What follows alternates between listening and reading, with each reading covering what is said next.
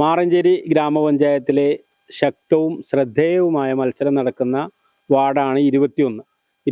വാർഡിലെ SDP സ്ഥാനാർത്ഥി സൈഫുന്നിസ നിഷാദാണ് നമ്മോടൊപ്പം ഉള്ളത്. എങ്ങനെയുണ്ട് തെരഞ്ഞെടുപ്പിന്റെ പ്രചരണ പ്രവർത്തനങ്ങളൊക്കെ എങ്ങനെ പോകുന്നു? ഉഷാറായിട്ട് പോകുന്നുണ്ട്, കുഴപ്പമൊന്നുമില്ല. എത്ര ഘട്ടം പൂർത്തിയായി? വീടുകളൊക്കെ കയറി ഇറങ്ങി എന്തൊക്കെയാണ് അവിടെ നിന്നുള്ള പ്രതികരണങ്ങൾ എങ്ങനെയാണ്? 3 ഘട്ടം കഴിഞ്ഞ് 4ാം ഘട്ടം തുടക്കാണ്. പോയോടത്തുനിന്നൊക്കെ നല്ല പ്രതീക്ഷയിലാണ്. ഇൻഷാ അല്ലാഹ് കിട്ടുന്നുള്ളൊരു പ്രതീക്ഷ തന്നെയാണ്. ഇനി അനുബന്ധമായിട്ടുള്ള പ്രചരണ പ്രവർത്തനങ്ങൾ, ഇപ്പോൾ കുടുംബയോഗം അങ്ങനെയുള്ള പ്രവർത്തനങ്ങളൊക്കെ ഉണ്ടാവില്ല, അതൊക്കെ എങ്ങനെയാ പോകും? കുടുംബയോഗം അങ്ങനെയുള്ള പ്രവർത്തനം നമ്മൾ എല്ലാ വീടുകളിലും പോയിട്ട് വോട്ട് അഭ്യർത്ഥിക്കുക എന്നുള്ളതാണ് നമ്മുടെ നിലപാട്. അതിനെ തുടർന്നുകൊണ്ട് പോണത്. കുടുംബയോഗം ഒന്നുമില്ല. ഇപ്പൊ ഈ വാർഡ് എന്ന് പറയുന്നത് നേരത്തെ ലീഗിന്റെ ഒരു സിറ്റിംഗ് വാർഡായിരുന്നു. അത് പിടിച്ചെടുത്തത് നിഷാദ് അബൂബക്കറാണ്. അപ്പൊ അത് നിലനിർത്താന്നുള്ള ഒരു ദൗത്യമാണ് താങ്കളിൽ ഈ പാർട്ടി ഏൽപ്പിച്ചിട്ടുള്ളത്. അതിനെ എങ്ങനെയാണ് കാണുന്നത്? ഇതന്നെ നിഷാദ് അബൂബക്കർ ചെയ്ത അതേ വികസന പ്രവർത്തനങ്ങൾ തന്നെയാണ് ഞാനും തുടർന്നു കൊണ്ടുപോകാൻ ഉദ്ദേശിക്കുന്നത്. വിവേചനമില്ലാത്തൊരു വികസനം തന്നെയാണ് തുടർന്നുകൊണ്ട് പോവുക. അപ്പൊ ഇൻഷാ അല്ലാഹ് അതിന് നല്ല പിന്തുണ തന്നെയാണ് കിട്ടുന്നത്. നിഷാദ് അബൂബക്കർ ചെയ്ത പ്രവർത്തനങ്ങൾ ഉള്ളത് കൊണ്ടാണ് ഞങ്ങൾക്ക് എല്ലാ വീടുകളിലും ധൈര്യമായിട്ട് വോട്ട് ചോദിക്കാൻ ചെല്ലാൻ പറ്റുന്നുണ്ട്. എല്ലായിടത്തും നല്ല പ്രതികരണമാണ്. അപ്പൊ വിജയിക്കും തന്നെയാണ് നമ്മുടെ പ്രതീക്ഷ ഇൻഷാ അല്ലാഹ്.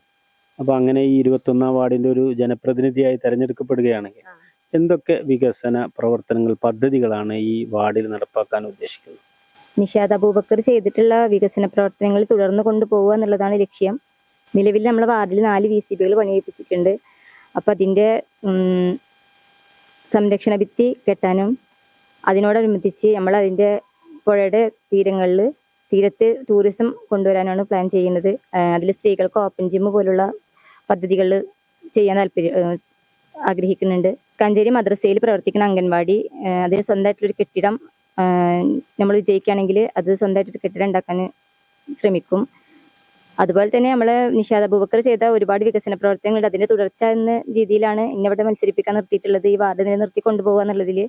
അപ്പോൾ അതിന്റെ തുടർച്ചയായിട്ട് നമുക്ക് പഞ്ചായത്തിൽ നിന്ന് കിട്ടുന്ന എന്ത് ആനുകൂല്യങ്ങളും നമ്മൾ കക്ഷി രാഷ്ട്രീയ ഭേദമന്യേ എല്ലാ ജനങ്ങളെയും തുല്യരായി കാണാനും അവർക്ക് തുല്യമായിട്ട് എത്തിച്ചു കൊടുക്കാനും നമ്മൾ ശ്രമിക്കുന്നതാണ്. നമ്മൾ ജനങ്ങളുടെ കൂടെ നിൽക്കും ഇൻഷാ അല്ലാഹ്. മാറഞ്ചേരി ഗ്രാമപഞ്ചായത്തിലെ ശക്തമായ മത്സരം നടക്കുന്ന 21 വാർഡിലെ UDF സ്ഥാനാർത്ഥി ഖദീജ മൂത്തേടത്താണ് നമ്മോടൊപ്പം ഉള്ളത്.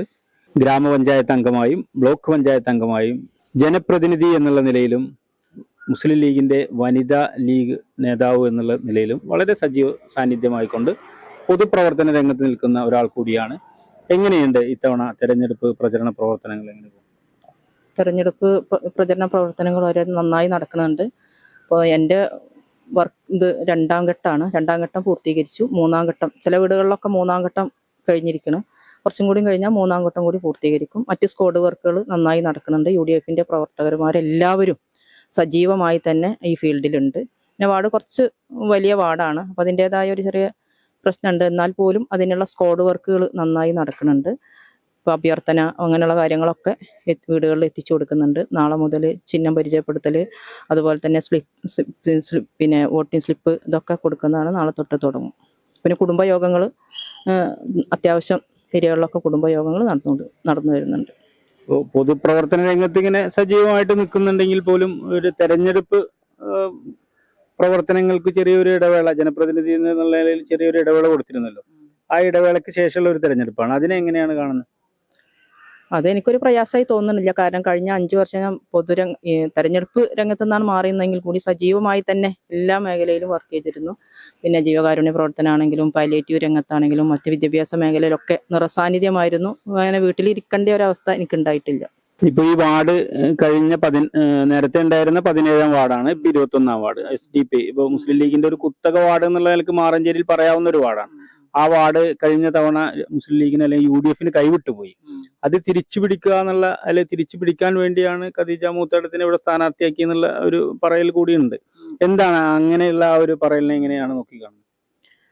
ഇത് UDFന്റെ ഒരു ഉറച്ച പൊന്നാപുരം കോട്ട എന്ന് തന്നെ പറയാം. കഴിഞ്ഞ തവണ എന്തോ നഷ്ടപ്പെട്ടു പോയി. അപ്പൊ ഇത്തവണ അത് തിരിച്ചു പിടിക്കണം എന്നുള്ള ഒരു ലക്ഷ്യത്തോടു കൂടി തന്നെയാണ് UDFന്റെ പ്രവർത്തകരും ഞങ്ങളെല്ലാവരും ഒരുമിച്ച് നിന്നിരിക്കണം. ജനങ്ങളും ഞങ്ങളോടൊപ്പം നിൽക്കും, വോട്ടർമാരും ഞങ്ങളോടൊപ്പം ഉണ്ടാവും എന്നാണ് ഞാൻ വിശ്വസിക്കുന്നത്. ഇപ്പൊ ഈ വാർഡിന്റെ ഒരു ഘടനയെ പറ്റി പൊതുവെ ഒരു പരാമർശമുണ്ട്. ഇത് വളരെ ലോങ്ങായി അശാസ്ത്രീയമായിട്ടുള്ള ഒരു വാർഡ് വിഭജനമാണ് ഈ വിഷയത്തിൽ നടന്നത്. അത് സംബന്ധിച്ച് സ്ഥാനാർത്ഥി എന്നുള്ള നിലയിൽ എന്താണ് പറയാൻ? എന്നെ സംബന്ധിച്ച് വാർഡ് കുറച്ച് വലിയ വാർഡാണ്. 2300 പരം വോട്ടർമാരുള്ള ഒരു വാർഡാണ്. അതിനനുസരിച്ചുള്ള വീടുകളും ഉണ്ടാവും. ഒരു വികസനം എത്തിക്കുക എന്ന് പറയുമ്പോൾ അതൊരു ഗ്രാമപഞ്ചായത്തുകളാകുമ്പോൾ അതിൻ്റെതായ ഫണ്ടും കാര്യങ്ങളൊക്കെ ഓരോ വാർഡുകൾക്കും തുല്യമായിട്ടാണ് കിട്ടുക. അപ്പം അങ്ങനെ ഒരു പ്രയാസമുണ്ട്. സ്ഥാനാർത്ഥികളെ സംബന്ധിച്ച് ഒരാൾ ജയിക്കും, ഒരാൾ തോൽക്കും. പക്ഷെ ജനങ്ങളെ സംബന്ധിച്ച് ഇപ്പോൾ ഒരു ഗ്രാമസഭ ഒക്കെ വിളിക്കുമ്പോൾ ഉള്ളൊരു പ്രയാസം ഉണ്ടാവും. കാരണം ഒരു ഏരിയയിൽ വെച്ച് വിളിക്കുമ്പോൾ മറ്റുള്ള ഭാഗങ്ങളിൽ നിന്ന് ആളുകൾക്ക് എത്രമാത്രം അവിടെ പങ്കെടുക്കാനും വികസന കാര്യങ്ങൾ ചർച്ച ചെയ്യാനുള്ള ഒരു പ്രയാസം ഉണ്ടാവുമോ എന്നൊരു സംശയമാണ് എന്നെ സംബന്ധിച്ചിട്ടുള്ളത്. അതൊരു പ്രയാസമായി തോന്നുന്നില്ല. അതിനനുസരിച്ചിട്ട് നമ്മൾ ജയിച്ചു കഴിഞ്ഞാൽ അതിനനുസരിച്ചിട്ട് പ്രവർത്തിക്കണമല്ലോ. വാർഡ് വലുത് തന്നെയാണ്, വലിയ വാർഡാണ്. മാറഞ്ചേരി പഞ്ചായത്തിലെ ഏറ്റവും വലിയ വാർഡാണ്. സാധാരണ ഒരു 1500 1300 വോട്ടർമാരുള്ള ഒരു വാർഡാണ് സാധാരണ ഉണ്ടാവേണ്ടത്. പക്ഷെ ഇത് 2300 പരം വോട്ടർമാരുണ്ട്.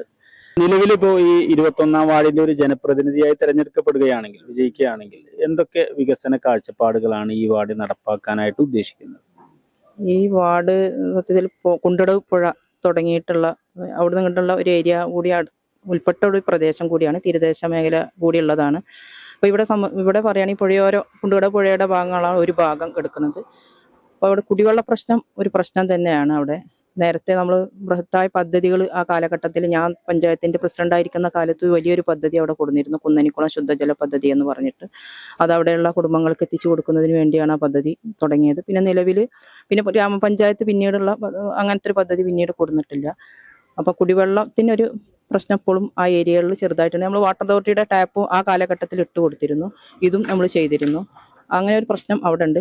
പുഴയോടുള്ള ഭാഗങ്ങളായതുകൊണ്ട് തന്നെ അവരൊരു സൗന്ദര്യവൽക്കരണം നടത്താൻ ഒരു മിനി എന്തെങ്കിലുമൊക്കെ ഒരു സൗന്ദര്യവൽക്കരണം നടത്താം എന്ന് ഞാൻ അങ്ങനെ ഉദ്ദേശിക്കുന്നുണ്ട്. കുട്ടികൾക്കുള്ള സംവിധാനങ്ങൾ, അതുപോലെ തന്നെ നമ്മൾ പുഴയോരോട് ബന്ധപ്പെട്ടിട്ടുള്ള ആദ്യമൊക്കെ നമ്മൾ BM അവിടുന്ന് തുടങ്ങി ഒരു റോഡ്, ഒരു ഗതാഗത മാർഗത്തിന് വേണ്ടി ഒരു റോഡ് തന്നെ ഉണ്ടാക്കണം എന്നൊക്കെ പല പദ്ധതികൾ വെക്കുകയും പ്രോജക്റ്റ് രൂപം നമ്മൾ അങ്ങനെയൊക്കെ നേരത്തെ തന്നെ ചെയ്തിരുന്നു. അതൊന്നും നടപ്പിലായിട്ടില്ല. അത് വീണ്ടും ആ ഒരു കാര്യം കൊണ്ടുവരാമെന്ന് ഞാനിങ്ങനെ ആഗ്രഹിക്കുന്നുണ്ട്. ചെയ്യുകയാണെങ്കിൽ തിരക്കിടില്ല. അതുപോലെ തന്നെ ജനങ്ങൾക്ക് ഇപ്പോൾ ആരോഗ്യ സംരക്ഷണമാണല്ലോ ഏറ്റവും വലുത്. അപ്പം അതിന് വേണ്ടിയിട്ടുള്ള വല്ല വാക്യൂം വേ പോലുള്ളത്, മോർണിംഗ് വാക്കിനൊക്കെ നടക്കാനുള്ള അങ്ങനത്തെ സംവിധാനങ്ങൾ അതൊക്കെ ചെയ്യാമെന്നിങ്ങനെ ആഗ്രഹിക്കുന്നുണ്ട്.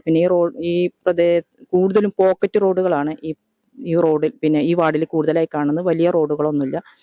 പഞ്ചായത്തിന്റെയോ മറ്റു സർക്കാർ ഭൂമികളൊന്നും പൊതു സ്ഥലങ്ങളൊന്നും ഇവിടെ കൂടുതലായി ഇല്ലാത്തൊരു വാർഡ് കൂടിയാണ്. അതിനനുസരിച്ചിട്ടുള്ള പദ്ധതികൾ നടപ്പിലാക്കുക, സ്ത്രീകൾക്കുള്ള പദ്ധതികൾ നടപ്പിലാക്കുക എന്നുള്ളതൊക്കെ ഞാൻ ഉദ്ദേശിക്കുന്നുണ്ട്. കാർഷിക മേഖല ഇവിടെ അധികമില്ല. കാർഷിക പാടങ്ങളൊന്നും ഇല്ലാത്ത സ്ഥലമാണ്. കാർഷിക മേഖലയിൽ നമുക്ക് കൂടുതലായിട്ടൊന്നും ചെയ്യേണ്ടതില്ല. ഗതാഗത മേഖലയിൽ ചെയ്യണം, കുടിവെള്ളം വേണം, അങ്ങനത്തെ ഉള്ള അടിസ്ഥാന സൗകര്യ വികസനത്തിനാണ് ഇവിടെ കൂടുതൽ മുൻഗണന കൊടുക്കേണ്ടത്. ഈ ഉൾനാടൻ മത്സ്യമേഖല ഉൾപ്പെടുന്ന പ്രദേശം കൂടിയാണല്ലോ ഇത്.